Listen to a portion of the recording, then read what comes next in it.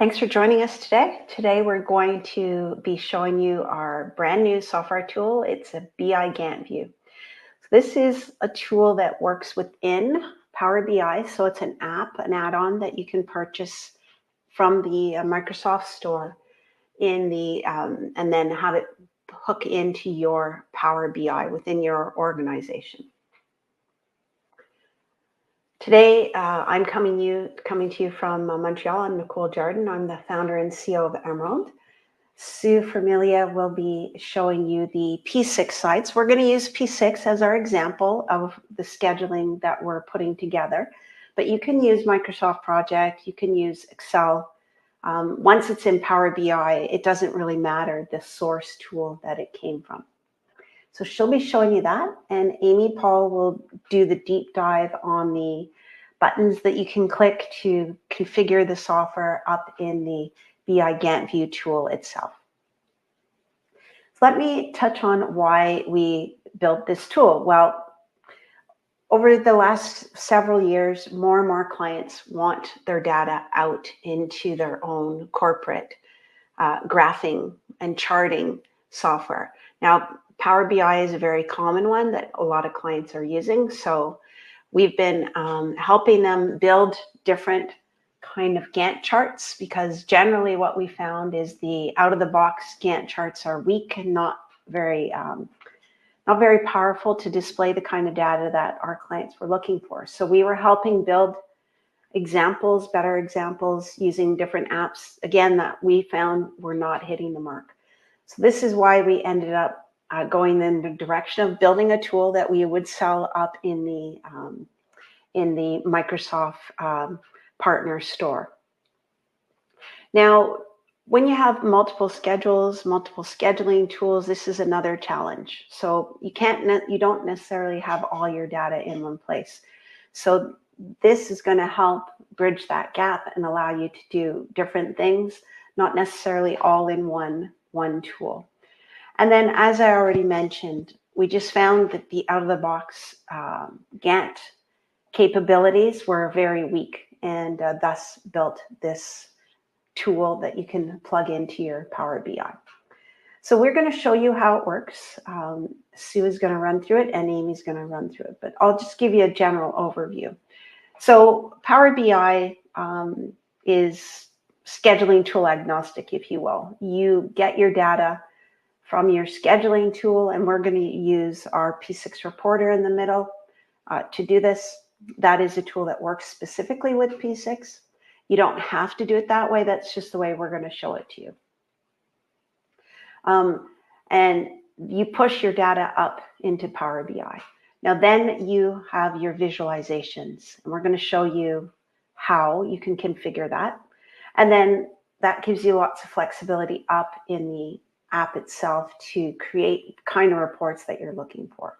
Okay, so it brings your data out from just being a component scheduling data, if you will, and lets a broader audience, a larger project team access that data and work with it. Okay, and then you can do filtering and all that good stuff up in Power BI. We're not going to focus a huge amount on that. That's Power BI type functionality that you can use inside our tool as well. So you prepare your data in your scheduling system. We're going to show you P6. In future webinars, we'll show you Microsoft Project, but for this one, we're going to use Oracle's P6. You import your data, you build your customizations, and you create the report. So very simple, standard stuff.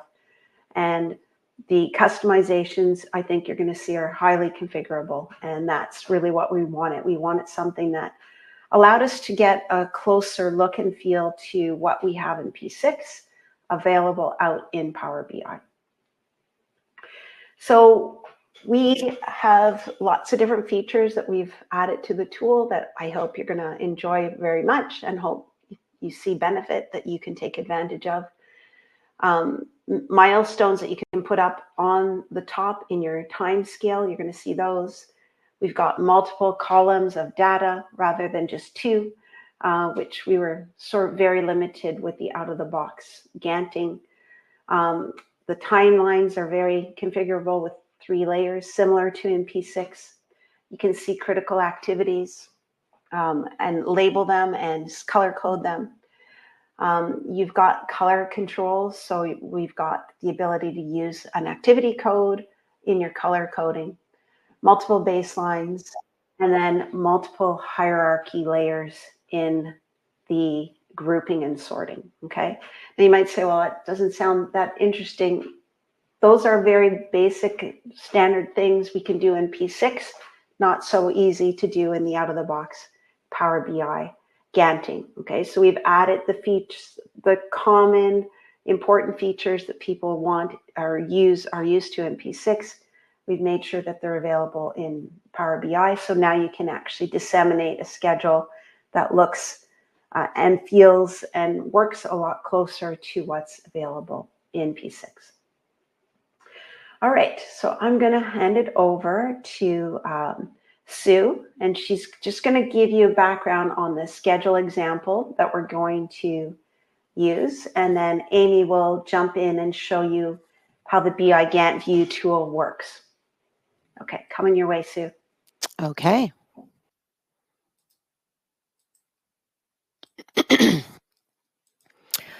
Okay, so I have a project open here that I have progressed several times, and we're going to be able to see this project and its progression when we get into the Gantt view. So some of the things that for setup that you can use to color code, to put milestones where you want them, things of that nature are items that you can create in my case, P6. So the first one is the milestone type that I have here. So you can see for my milestones that I have them actually, and let me sort this differently. I have them categorized into the type of milestone they are. So I've set up those values that I want to put there, and I've tagged those each with that milestone type. Now, what this allows you to do, and I'm just going to pop into BI really quickly and show you, is it allows your milestones to be displayed in your Gantt chart in the Gantt view. So that's what that little piece of data does for you. Now, secondly, I can also mark them as a key milestone. And that's just a yes or no. And what that will do for you is it will allow you to display those key milestones at the top of your Gantt chart in Gantt view. So they're readily visible. You'll also be able in both cases to select the shape and color that appear in the Gantt chart. So we can see that as well in our Gantt chart. So these have different colors, they have different shapes. If I want to put them along the top, I can go and I can put them along the top. So that is what those two fields will do for you in the Gantt view. Now, alternatively, we sometimes you have pieces of data that you want to display that aren't necessarily available. So we have, our project ID, our project name, activity ID, activity name, those critical activities, the WBS, and the dates that you're able to display in your Gantt chart. But sometimes you just have data that you want to also have in that Gantt chart that displays. So we have you can create several labels. So if you need to have more than one label on each, you can do that. So in the case of this activity for my documents here, I've put in that I've put a little note in there, and I can then display that in the Gantt view. Also, what you can do is Nicole talked about coloring different items and grouping by them, etc. So I am going to use, or we have used, that this responsible discipline here.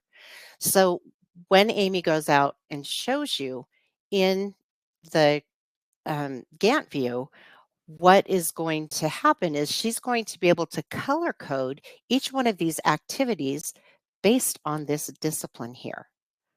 So those are some things that you can set up to, I guess, make your BI Gantt view more user friendly, and be able to analyze things based on different pieces of information.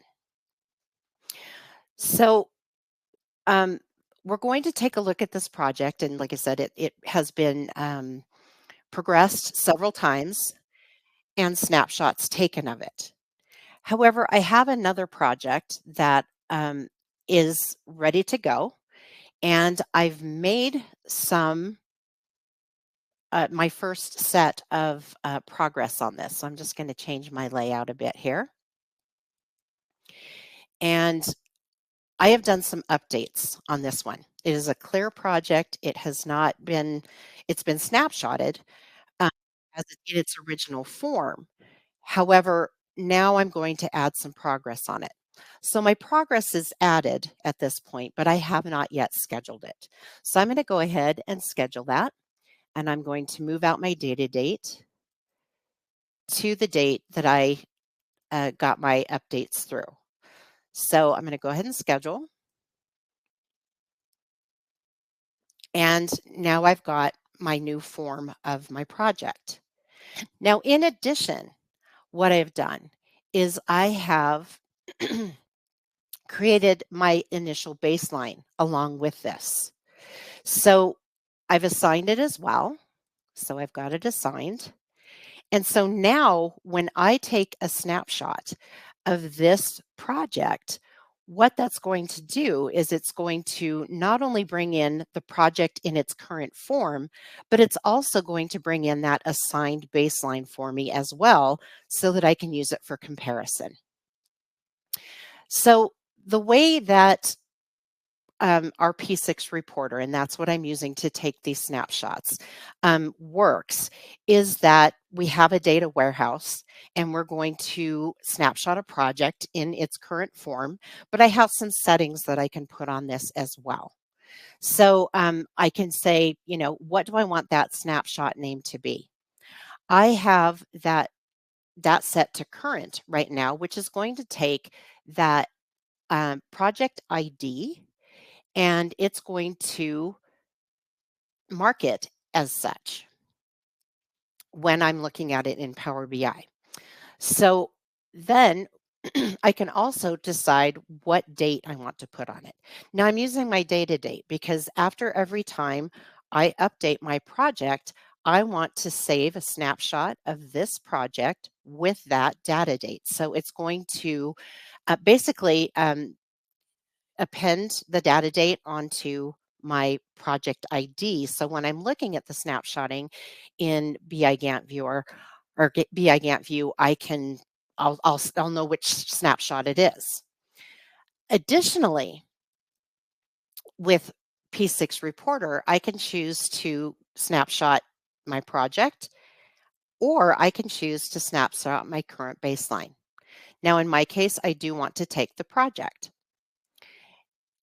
Also, I can decide what I want to do with that snapshot depth.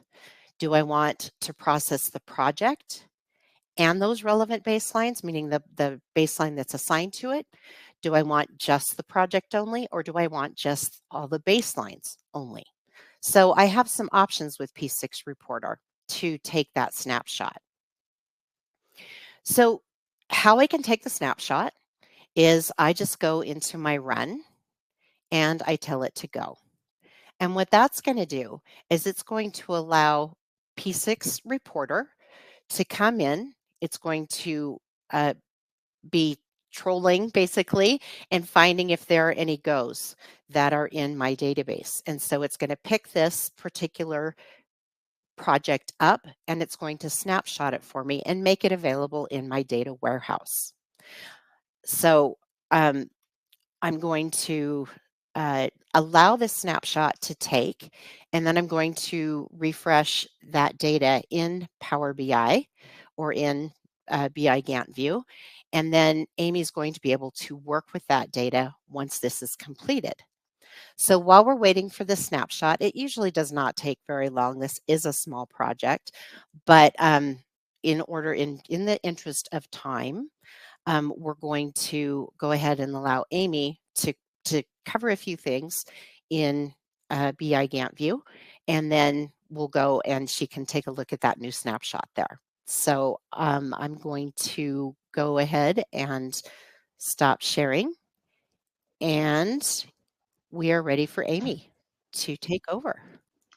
All right, sounds good. Let me just share my screen here.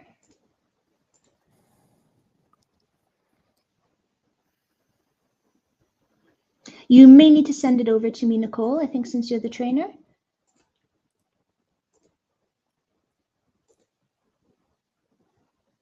Perfect, thank you. All right. All right, so this is the Emerald BI-GanttView that we're looking at here. So we have a couple of examples of charts that we've already built. So we're going to go through those first, and then we're going to show you the process of building a chart. So first off, we do have our initial snapshot of our civil project that Sue was just showing you before. So you can see that we've customized this chart to incorporate our company colors with the activity table along the left here, and then we have our activity bars in the chart to the right. We have some slicers along the top here, which is how we're choosing which snapshots to display, and you can actually change these out as you wish. You'll notice that we have our 3-layer timeline up here, and we are measuring by year, month, and day, but this can be changed as needed. And we have also customized it in our company colors. So we have our activity table on the left, which is sorted into a WBS hierarchy. And each of these sections are collapsible, which will then hide the bars, the task bars within them. And as you can see, these are emerald green colored, but if we scroll a little bit down here, you'll see that we actually have a critical activity here that is colored in red. So the BI-GanttView can actually tell from P6 data which tasks are critical, and you can color them accordingly.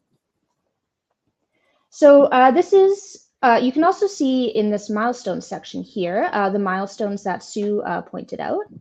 So you can see that these have each individual colors and shapes to make them kind of stand out, and you can see kind of at a glance which is which. And these ones are in the chart, but you can also put them along the top timeline, as I'll show later. And I will show you how to be doing that once we get to building our chart. So in this initial snapshot, we don't have any progress on our activities, as you can see by our empty activity bars. This snapshot was taken at the very beginning of our project. So let's take a look at a progress snapshot. So this one was taken roughly 2 weeks after our initial snapshot. So here we've started to progress our activities. You'll notice that some of these bars have been partially filled. So these show where we are in terms of completing these activities. And you can also see by the baselines that we are a little bit behind on some of our activities and a little bit ahead on others. You'll notice that in this chart, we've decided to display our milestones along the timeline up here. As before, each of these milestones are a unique shape and color and can be easily identified along the timeline. You can also add a date stamp to the milestones to see the exact date that they're set, which I'll show once we start building our chart. And again, there are specific data fields that control whether or not milestones are shown along the timeline or within the chart, which I will be showing a little bit later. So next up, we have our third snapshot, or our second progress snapshot.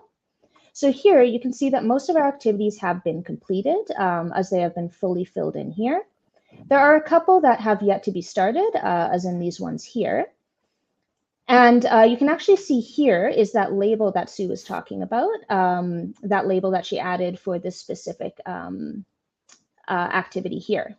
So you can actually decide which labels you want to show. So this is the one that she filled in P6. So it'll be showing here for this specific chart. You'll also notice that the activity table here has more columns than before. So these columns are configurable. So I can add whatever data I need to this table, which makes a new column so I can see my data all spread out in one place. So in this case, I've added original duration and task ID. So next up, we're going to look at a different project. So this is the safety project that Sue has updated, seen here before the update. So you can see that none of the taskbars here have any kind of progress in them yet, which will change once we take a look at the new snapshot that Sue took. You might also notice that the timeline here is different. We actually have it set here to show the year, the financial quarter, and the month, just to kind of show off how you can change any one of these tiers of this timeline. So the taskbars are colored differently in this chart. So here we are grouping the tasks by responsible discipline, as Sue mentioned, and we're coloring them accordingly. So you can see that the civil tasks are colored blue. We have fabrication as purple, construction as pink.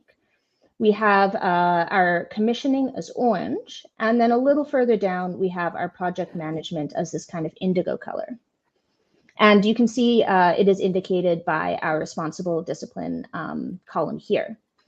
So if I take away these WBS levels, you can actually see even clearer how well these are grouped and how they are specifically grouped according to the responsible discipline. So I wanted to take a quick look at how to build one of these charts while we wait for that updated snapshot. So here you can see that we're starting with an empty chart. So we have absolutely no data left in here. You can see some panels along the right here. So we have our filter panel, we have our visualization panel, and we have a data panel. So this data section here holds the data that we have pulled in from Primavera P6. You can see it organized into activity data, task data, baseline data, and our project data here. And then we also have our snapshots, which we are using in these slicers up here to tell us which snapshots we want to be looking at. So the visualization panel here is how we're going to be building our chart. So right now we're on the Build Visual tab of this panel, and you can see that there are a multitude of empty data fields here. So Power BI allows for the easy drag and drop of data into these data fields. So it makes it very easy to make these charts pretty quickly. So to start, we're going to want to pull in some activity data. So you'll see the second data field here is labeled task. So if I go into this task column here and pull in, for example, task name, you'll see that the chart is now populated with the names of each task. But as we have no duration information yet, you'll see that the taskbars themselves are just dots. To fix this, we're going to add information to the start date and to the end date here. And you'll see that these build out our taskbars. Next up, we're going to want to add our baseline. So this one is just as nice and easy. We're just going to go into the task baseline section here, pull in our end date, and pull in our start date. And you'll see it immediately get filled in with these baselines here. So we can add labels to our task and baseline bars if we'd like. So we can do that by scrolling down here to the label and baseline label fields. And you can pull in anything you would like here. For example, in that previous chart, we had pulled in the BI-GB task label that Sue filled in. For the purposes of this example, I'm just going to pull in task name, and you'll see them immediately get filled in here. And for our baseline label, I'm just going to pull in task ID just as an example, and you'll see them get filled in down here. Just above these label fields, you'll see there's a % completion field. So if we pull in our completion data, then we can tell Power BI how far along we are on each of these tasks. So as this is our initial snapshot, none of these activities have been started yet, but you will see that change once we take a look at the new snapshots that Sue took. So our chart is starting to take shape, but you might notice our activity table here is looking a little bit flat. So let's fix that by adding our WBS hierarchy. So I'm going to scroll back up here to this parent field. So this is where we choose how we'd like to create our hierarchy. So you can use different criteria here, but we're going to demonstrate just a typical WBS hierarchy. So I'm going to pull in project name, WBS name level 1, and WBS name level 2. And you'll see that this creates a hierarchy in our activity table, which also affects the placement of the taskbars. So you can also change the way that each of these levels are sorted. So this is controlled further down the list if we go down to parent sort order. So you can, to sort the different layers, you're going to want to pull in data in the same order as your hierarchy levels in the parent field. So for example, the first level of the hierarchy in the parent field is project name. So if we were looking at multiple projects at once that I would like to sort, for example, I would pull in project name to put those levels in alphabetical order by name. At the moment, we are just looking at the one project, so there is nothing really for this tool to sort. But next up, we want to sort the first WBS level. So for example, if I put in WBS name level 1, you'll see that the first level is now sorted alphabetically. And then WBS level 2, and now you'll see that the second level has also been sorted alphabetically. You can also sort the tasks in here with this task sort order. So again, I'm just going to put in task name here, and you'll see that they are now sorted alphabetically. So you can also add custom date lines in this data field down here. We're just going to put in our data date, and you'll see that appear along here. Going back up to the top of our list here, you'll see this field called is task critical.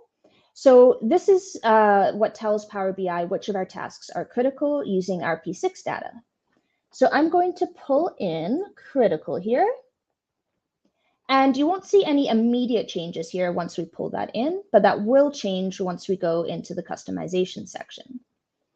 But just before we customize, we have a couple things to finish first in building our chart. So scrolling back down, I'm going to add some data into our extra fields section here.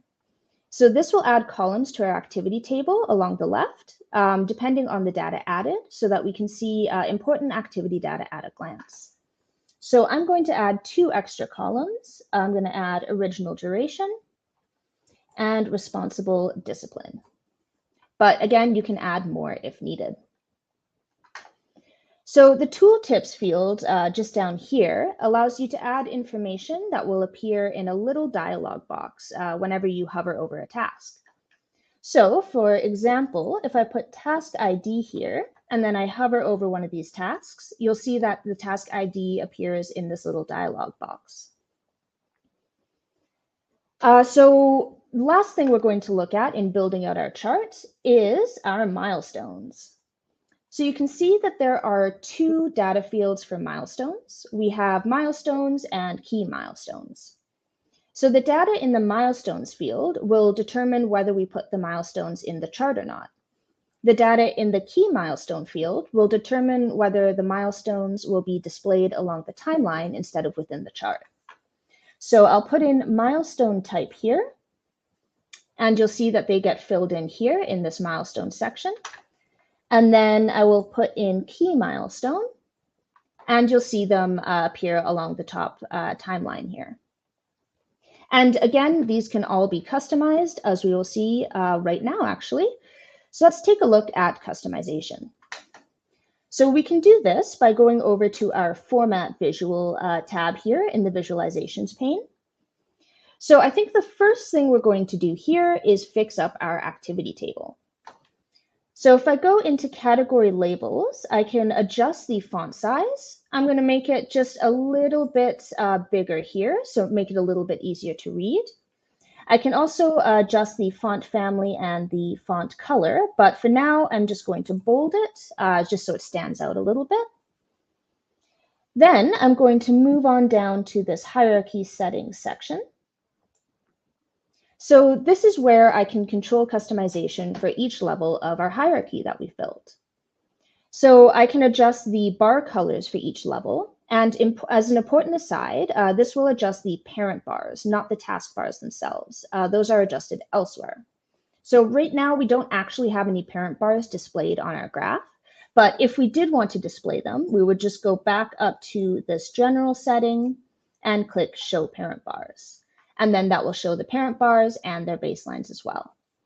And then we can adjust them using that hierarchy setting.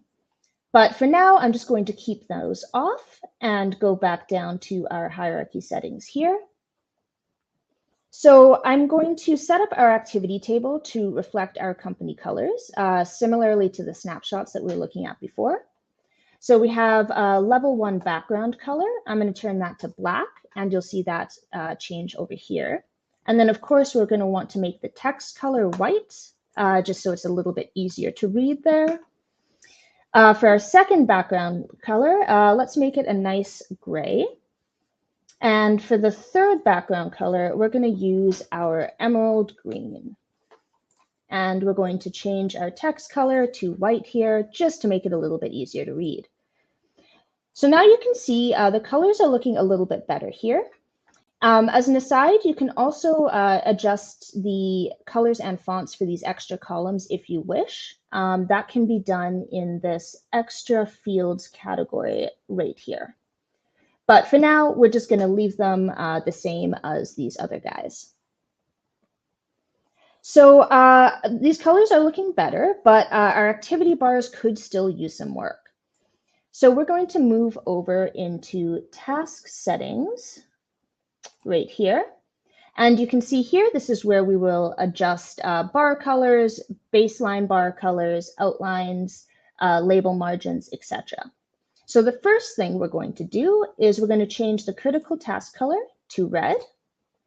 So now you'll see that any of our critical tasks will automatically be colored red.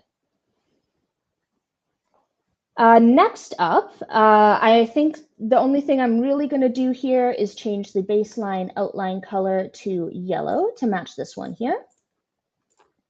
And then I'm going to change the baseline height to 0.1 just to give us a bit more space here. And we're going to adjust this margin so we can see a little bit more of our chart here. So while we're actually on the topic of changing these taskbar colors, you might remember that in previous snapshots we showed you, the taskbars were colored by responsible discipline. So this can be done by moving back over to this build visual section here and scrolling on down to task category. So you can group by different types of data depending on your needs, but I'll be using responsible discipline today, just as our example. So you'll see these top two immediately change color, but you might notice that these red colors have stayed the same. That's because the critical coloring that you're using will override the task category coloring. So if you want to just color by task category, you're going to have to move back up here and remove your critical data. And then you'll see that it is now being colored exclusively by task category. So again, these colors can be adjusted. If you go back into the format visual section, you'll see there is now a new category called task category settings. So this has now appeared because we've put some information into that task category field. So from here, you can adjust the different colors of your bars to make them look exactly how you like to have them. And again, they are being adjusted by these responsible discipline here. So you can see the civil right now are orange, project management is blue, fabrication is purple, etc. Another way to control the look of our taskbars is by using a legend. So if I go back into our build visual tab, I'm going to remove our task category, and I'm going to go back up to this legend field. So this creates a legend based off of the data that you're going to pull in. So for example, if I pull in task name here, you'll see that a rather big legend here is now created, sorting all of the activities by their name, or coloring all the activities by their name. So putting any kind of data into this field will create a new category in the Format Visuals section.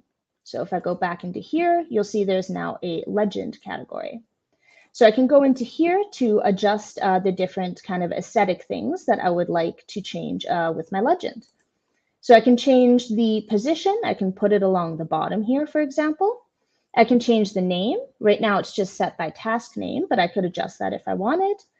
I could also change the text color and the text size, as well as toggle it on and off. And then again, each of these color categories can be adjusted as I so wish. Because I did use task name, there are a lot of different options for each task name. So looking at our Amy, chart, what would it look like if you use the category again? if I go back into category? If you use the category instead of the task name. Oh, yes. So if I were to do that,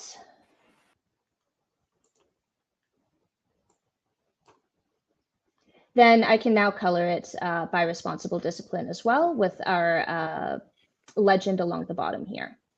Okay. Okay, so from P6 perspective, that's taking the code value in putting in the legend information. Okay, thanks. Yeah, so we're getting, our chart is coming together very nicely. So the next thing I wanted to look at is adjusting these labels here. So our task labels are looking pretty good, but our baseline labels are looking pretty small and hard to read. So we can adjust this under our data labels section here. And here you can see we can adjust the color of our task label as well as the color of our baseline label and the font family for both. And then we can adjust the size independently. So if I wanted to make the baseline font size a bit bigger, I can now make it 8 so it matches the size of the task label. And you can also do all kinds of different changes here. Like for example, if I wanted to put my task name inside the bars, I can do that. I can also adjust where exactly in those bars they are. So I can put them in the middle. I can also put them along the right. And it just gives you quite a lot of different options in terms of changing things around. So your chart looks like how you want it to look like. What if they don't want any title on the baseline at all? Because it's sort of going already with another activity. Can you just remove that? You sure can. So you just go down here to the baseline label and remove it, and then it's all gone. You can also do this with the task label if you don't want these labels on here. Okay, yeah. So next up, we wanted to look at milestones and how to customize them. So at the moment, our milestones up here are looking pretty small, and they all look the same. So if we go into our milestones category here, you can see that we have the option to adjust font style, size, and color, as well as the shape and color of each individual milestone, including our baseline milestones. So for example, if I wanted to adjust the first task milestone here that Sue has categorized for me in P6, I would adjust it to maybe be size 11, make it a bit more readable. I can change this text color if I so wish. I can also change the color of this specific milestone shape. So let's say I wanted to make it orange. And it also gives you an outline option. So I could make it orange if I don't want to have an outline show, or I could change it up depending on what I want that outline to look like. And then I can change my shape. So you'll see there are a ton of different shape options here. For example, if I wanted to make it a circle, or if I wanted to make a big diamond, a little diamond, there are tons of options. We even have a rhombus here. But I'm going to leave it as a circle for now. And you can also bold these. So now that just makes it stand out a bit more. So you can see that this one is the task milestone versus the baseline milestone on top here. So now if I wanted to adjust our baseline milestone, Let's make it 10, make it a bit easier to read. I can again adjust the text color, the baseline fill and outline, but I'll leave those as yellow for now, just make it easy to see that it is a baseline. And then again, I can adjust the shape. So for example, I can make it into a triangle so it fits nicely with that orange circle we have there. And you can do this for each of your milestones. So as you can see, there is quite a list. I won't go through changing all of them right now, but they can all be adjusted the same way I just showed this one. And if you wanted to get rid of this date here, you can do that by going into your top axis milestone section. And you can change your date format, position, the max rows, etc., or you could just turn it off. So we're almost there, but our timeline is still looking a little plain. So moving into the timeline section, you'll see there are a lot of options along here. You have the option to pin it to the top of the screen, so it's not going to follow you down whenever you scroll, or you could let it follow the screen down depending on your needs. You can also change the text color, the background color for each tier of this 3-layer timeline, as well as the scale. So for example, if I wanted to use our company colors, I'll make the top background color a nice light gray, our middle background color black, and of course that means we need our middle text color to be white. And then our bottom background color will again make our emerald green. And then, of course, we want our bottom text color to be white, just so it's a bit more visible. And then you can adjust the unit height and unit width, depending on your needs here. And you can adjust each time scale individually. So for example, right now we have it set for year, month, and week, but we can change it to, for example, year, quarter, and week, let's say, starting Monday is the first day. And then you adjust the width as needed. And then you have your timeline nicely adjusted there. So there are numerous other little changes you can make that we won't go over in detail here, just in the interest of time, such as the ability to change the look of your custom dateline and other adjustments. The main thing I wanted to do to change, or the last thing I wanted to change, is our title here. As you can see, it is a bit unwieldy and there's no way anyone will remember that. So we're going to go into General here and we're going to change our title. So for this example, I'm just going to call it Safety Project New Chart.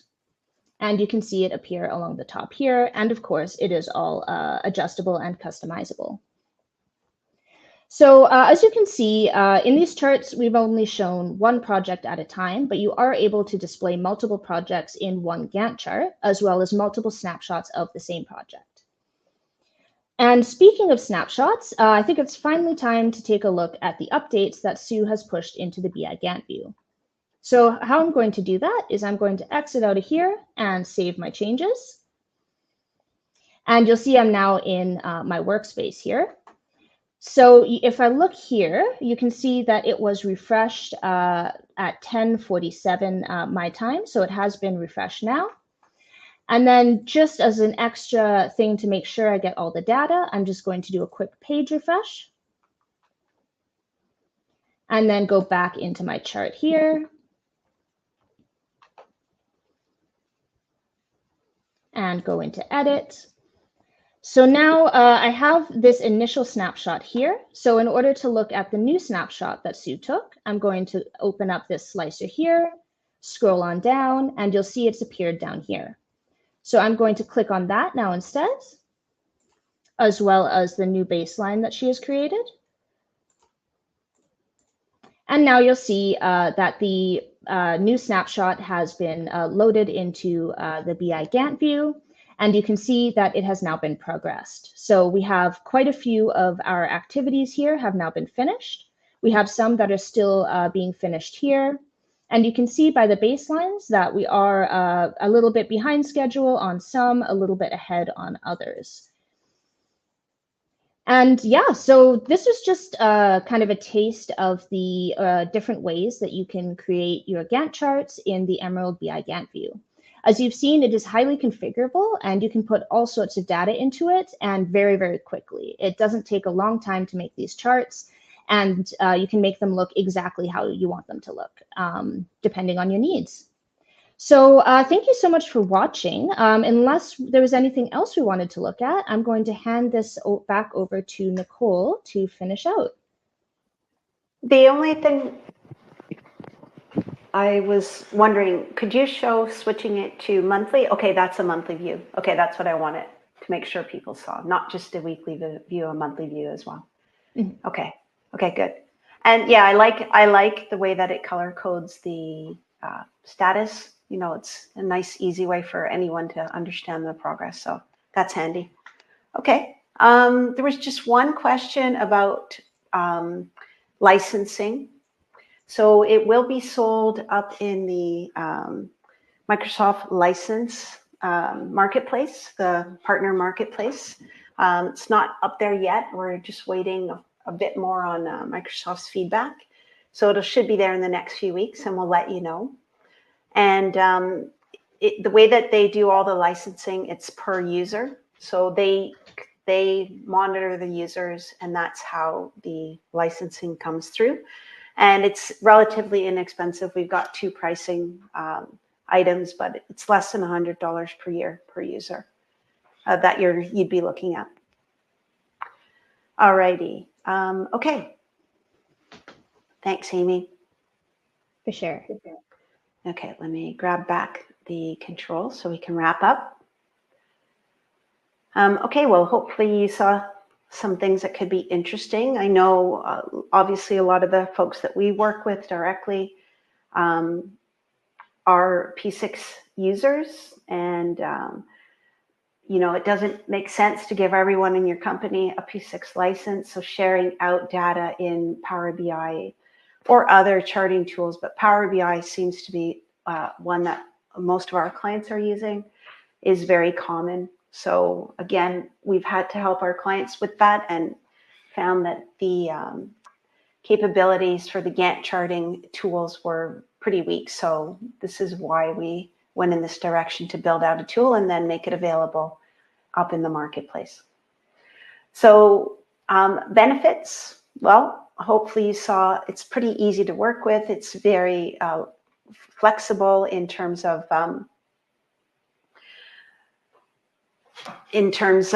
the, oh, sorry, there's another question. Yeah. So yes, so sorry, I didn't answer that clearly. You need a license not only for folks who put the charts together, you also need a license for anyone who sees it, because you're sharing that, and that's the way that's going to work. So yes, even viewers would need a license. We've tried to price it inexpensively so that you can share that out with all your team. Yeah, so hopefully you saw stuff that looked interesting. We've got a lot of these same concepts we use in P6 for grouping, sorting, color coding, and the ability to do the baselines and the extra ability there to put those milestones up on the top. We had lots of clients that try and do that, and they use PowerPoint, etc., to do that sort of thing. So we built it right into the tool. All right, I think we've addressed the questions. Are we able to get the recording? Yes, we will share the recording after the webinar for anyone who's attended. That will be available. All right, great. So I think we've tackled all the questions so far. We do have one more question, Nicole. Oh, okay. Yeah, go ahead. It says, can you use Loader to take snapshots if you don't have Reporter? No. So let me explain.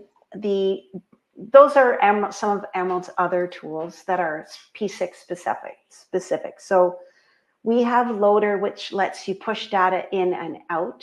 So you could certainly use Loader to extract data and then put it into Power BI. You could certainly do that. Yep, absolutely. Because ultimately Power BI just wants the data in a format that you've loaded it in. So Excel type loads, it does take.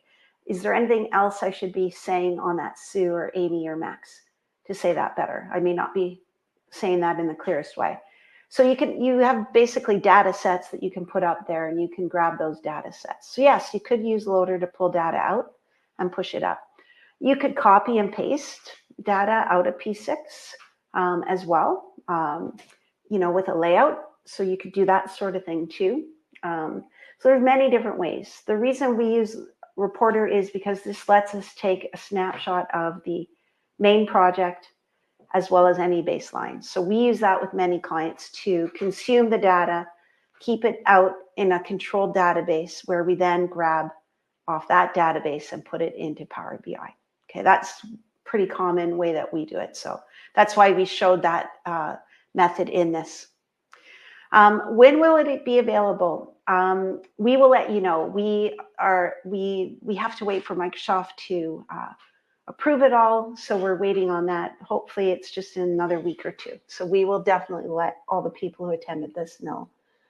If you want to see it in action before that, let us know too. I think we can do a sample chart and you can look at it and play with it.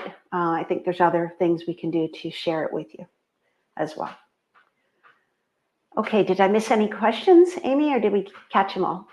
Oh. There was one more question. Can you share Okay. the visual link once it gets approved by Microsoft? Yes, yeah, we will, definitely. And that's a good idea. So yeah, we will. Once the store, the marketplace store is up there and available, we will share it for sure. Okay, and if you want to reach out and learn more, you know, we've included Sue's information, and depending on where you are, Donna, our regional manager in the Philippines, you can reach out to Donna as well. Okay, I'll stop the recording here.